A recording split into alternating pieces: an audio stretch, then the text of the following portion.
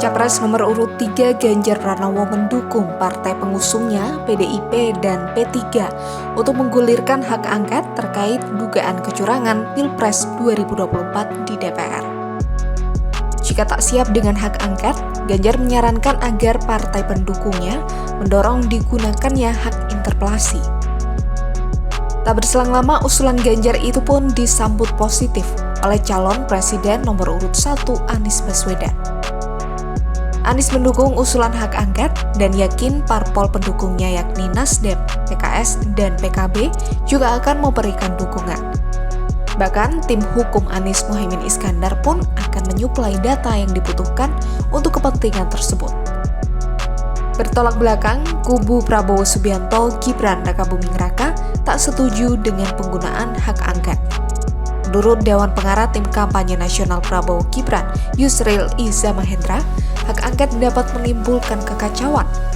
Bahkan ia menduga hak angket merupakan bagian dari upaya untuk memakzulkan Presiden Joko Widodo. Masih menjadi pro kontra, lantas apa sebenarnya yang dimaksud dengan hak angket?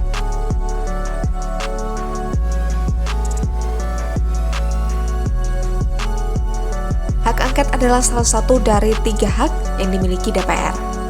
Hak DPR lainnya yakni interpelasi dan menyatakan pendapat.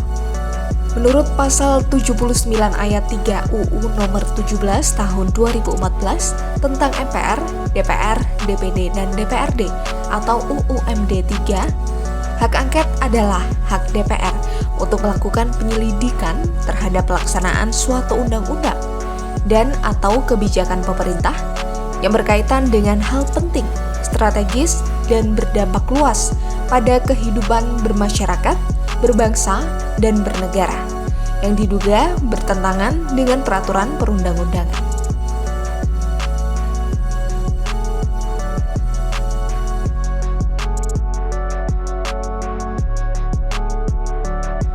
DPR tentu saja tak bisa sembarangan untuk mengusulkan hak angket atau penyelidikan, alias ada syarat-syaratnya tersendiri. Pertama, hak angket bisa diusulkan oleh paling sedikit 25 orang anggota DPR dan lebih dari 1 fraksi. Syarat kedua, pengusulan hak angket harus dilengkapi dengan materi kebijakan atau pelaksanaan undang-undang yang akan diselidiki dan juga alasan penyelidikan. Syarat terakhir, hak angket bisa digunakan jika disetujui rapat paripurna DPR yang dihadiri lebih dari setengah jumlah anggota DPR.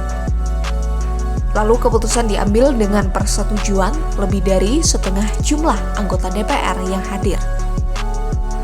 Selanjutnya, jika usulan penggunaan hak angket itu diterima, DPR bisa membentuk panitia khusus yang dinamakan panitia angket, yang keanggotaannya terdiri atas semua unsur fraksi DPR. Tapi jika DPR menolak, usul tersebut tidak dapat diajukan kembali. Selain itu, dalam melaksanakan hak angket, panitia khusus berhak meminta pejabat negara, pejabat pemerintah, badan hukum, atau warga masyarakat untuk memberikan keterangan.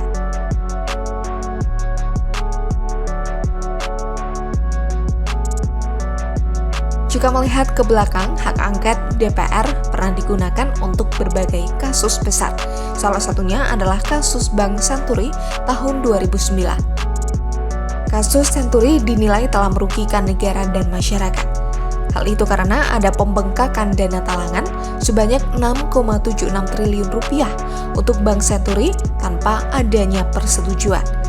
Karena kasus ini tidak dapat diserahkan hanya kepada penegak hukum, alhasil DPR menilai perlu menggunakan haknya untuk menyelesaikan persoalan tersebut.